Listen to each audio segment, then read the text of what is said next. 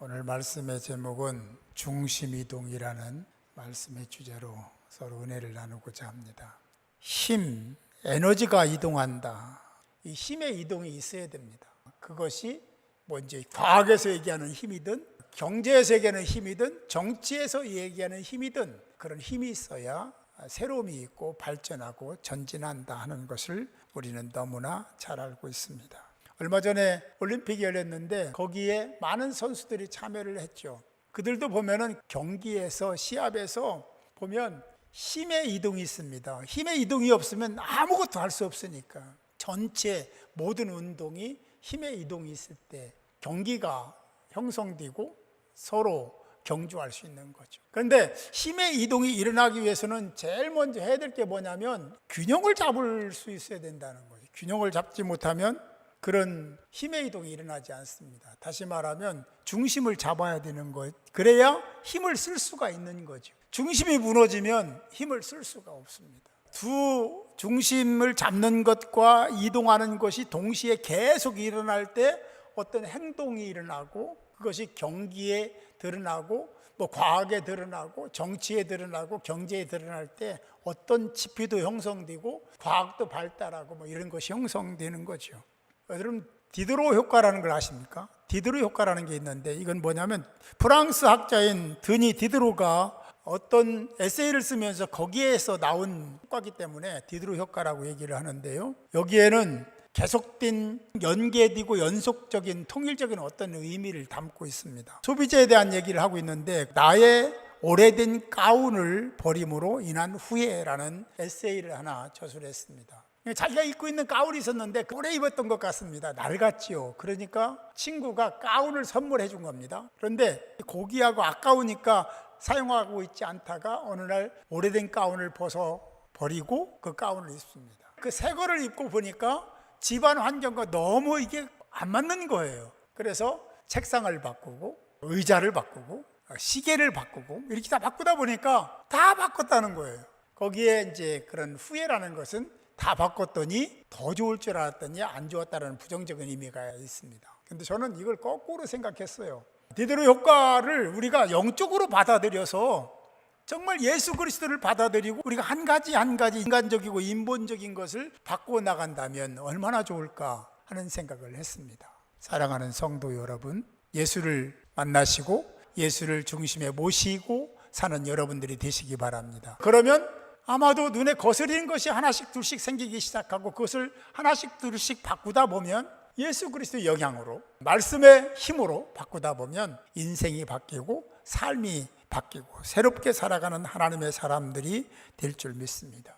오늘 하나님은 요나에게 이렇게 말씀했습니다. 너는 일어나 저 큰 성읍 니느웨로 가서 그러니까 니느웨를 향해서 외치라.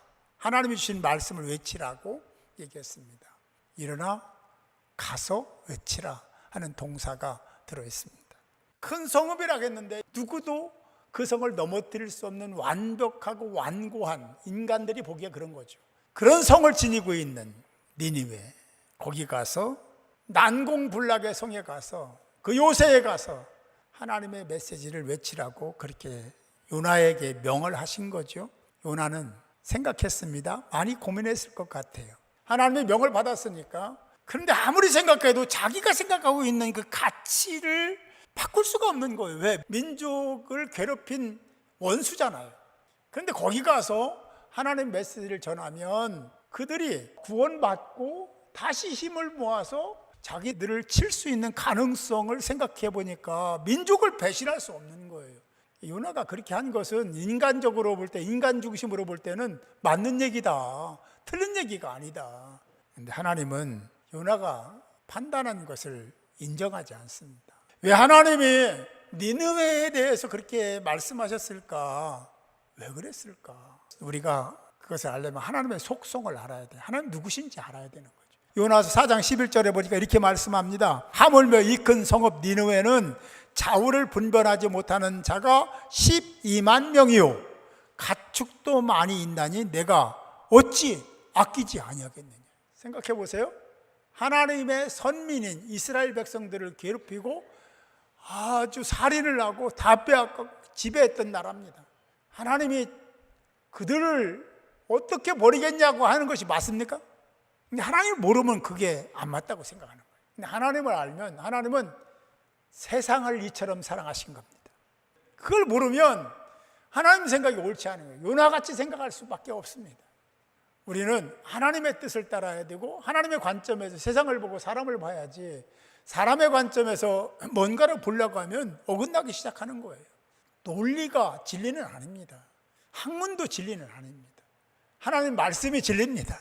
그걸 우리는 아주 면면히 확실하게 명쾌하게 세워놓고 말씀을 봐야 되고 해석을 해야 되겠죠. 요나가 그런 하나님 앞에서 그걸 거역할 수가 없죠. 그래서 가서 외칩니다. 40일이 지나면 니느웨가 멸망하리라. 요나가 정말 너희들 하나님의 말씀을 따르고 회개하고 순종하고 그러지 않으면, 따르지 않으면 너희들 망해.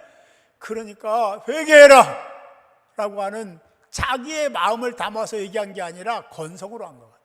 그런데 놀라운 일이 일어났습니다. 그 말을 들은 사람들이 하나님을 믿고 신앙하고 회개하고 자기의 잘못을 고백하기 시작했다. 왕까지 그 얘기가 들렸는데 왕도 즉시 베옷을 입고 선포를 합니다. 너희들은 지금부터 아무것도 먹지 말고, 아니 사람뿐만 아니라 짐승도 먹이지 마라. 아무것도 주지 말고 금식하며 기도해라. 왕도 베옷을 입고 온 남녀노소 다 베옷을 입고 회개하라고 선포했습니다. 그리고 죄를 짓지 말라고 얘기를 하죠. 요나는 깜짝 놀랐을 겁니다. 상상도 못한 일이, 아니 그렇게 기대도 안 한 일이 일어났다고 해도 틀린 말이 아니다라는 생각을 합니다. 10절에 보면 말씀합니다. 하나님이 그들이 행한 것, 곧 그 악한 길에서 돌이켜 떠난 것을 보시고 확인하시고, 그리고 어떻게 했습니까? 하나님의 뜻을 돌이켰다. 놀라운 일이 일어난 겁니다. 하나님이 그들에게 내리라고 말씀하신 재앙, 이거 거두신 겁니다. 이 땅의 이민족의 이 지구촌에 코로나가 모든 것을 지배하고 이끌어 갑니다. 이민족도 이 지구촌도 하나님의 존재 앞에 머리를 조아리고 회개해야 될 줄로 믿습니다. 그럴 때 하나님은 이민족 살리시고 이 지구촌을 새롭게 만들어 주실 줄 믿습니다.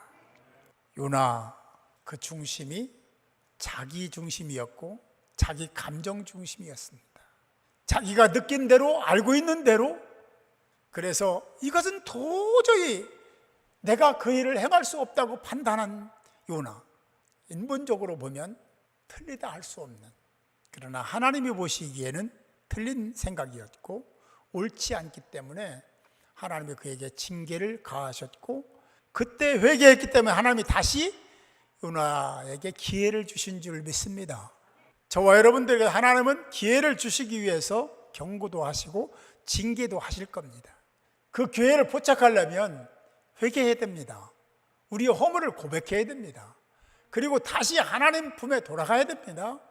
그럴 때 하나님은 당신의 뜻을 돌이키고, 그리고 그를 오히려 사랑하시고 품어주시고 세워주시는 은혜가 있게 될 줄로 믿습니다. 그 대상이 바로 저와 여러분이 되기를 바랍니다. 하나님은 살아계시고 지금도 여기 계십니다. 그분이, 하나님을 향해서 우리가 그런 마음을 가지고 고백하고 그리고 하나님께 부르짖어 기도할 때 하나님은 반드시 여러분들을 기억하시고 여러분의 장래를 책임져 주실 줄 믿습니다. 사랑하는 성도 여러분, 내 생각, 내 주장, 내 감정, 내 고집 이제 내려놓읍시다. 그래서 이렇게 한다, 그래서 이렇게 안 한다, 이거 정말 어리석은 겁니다. 그게 아니라 하나님의 뜻과 섭리를 먼저 보시고 그의 나라와 의를 위해서 구할 것을 구하고 행할 것을 행하는 지혜롭고 복된 하나님의 사람들이 되어야만 될 줄 믿습니다. 중심이동 얘기했습니다. 중심이동은 그냥 일어나지 않습니다. 영적인 중심이동은 자기를 포기할 때 일어나는 겁니다. 자기를 내려놓을 때 형성되는 것인 줄 믿으시기 바랍니다. 요나가 그랬고 니느웨 성 사람들이 그랬습니다. 그들의 중심 이동이 일어나니까 하나님이 마음을 바꾸셨습니다. 그리고 재앙을 멈추시고 그들을 축복하셨습니다. 지금도 마찬가지 똑같습니다. 우리가 마음을 하나님께로 향하고 우리 마음에 주님을 모시고 예수 중심으로 모든 것을 행하고 지키고 실천한다면 하나님은 여러분들을 주목할 것이고 이 교회를 사랑하실 거고 이 민족을 다시 세워 열방을 향해서 복음을 전하는 그런 국가 삼아주실 줄 믿습니다. 요나와 니느웨 하나님과의 삼각관계를 생각하면서 우리가 어떻게 해야 하나님이 기뻐하실까를 생각하고 우리 마음의 중심 이동을 주께로 말씀을 향해서 우리 마음이 이동돼서 하나님의 큰 사랑을 받고 그리고 하나님께 쓰임받았던 믿음의 선배 선진들처럼 저와 여러분도 그런 삶을 살아가는 그런 은혜와 은택을 누리는 복된 자들이 모두 되시기를 주님의 이름으로 축복합니다.